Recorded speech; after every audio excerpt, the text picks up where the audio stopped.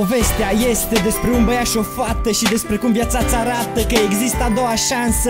Era senin afară, vară, cald, când dintr-o dată se întâlnesc aceste două priviri ce ard.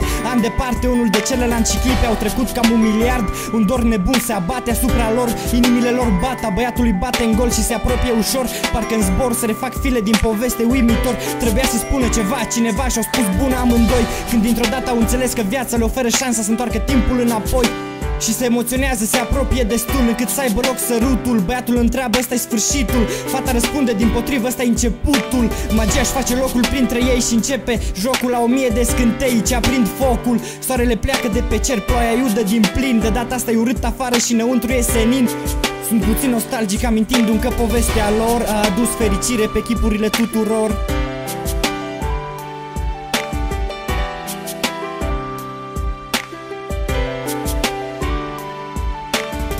Potopul a stins totul, doar iubirea a putut aprinde focul. Unul lângă altul și-au găsit locul, destinul și soarta și-au atins scopul.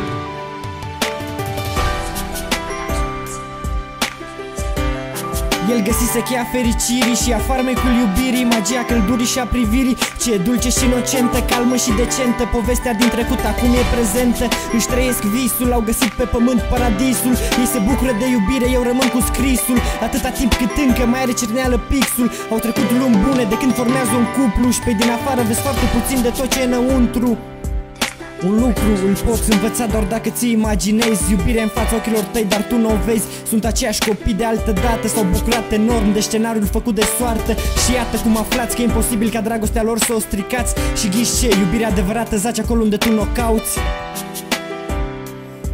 Potopul a stins totul, doar iubirea a putut aprinde focul. Unul lângă altul și-au găsit locul, destinul și soarta și-au atins scopul. Destinul și soarta și-au atins scopul.